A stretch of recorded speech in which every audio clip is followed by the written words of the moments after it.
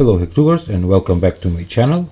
Today's video is I'm gonna show you 56 different LED effects or patterns for this kind of LED strip. This is WS2812 model LED strip. In each LED there is a chip that can be programmed, and you need to control with the Arduino board. The code with 56 effects you can download in description below this video.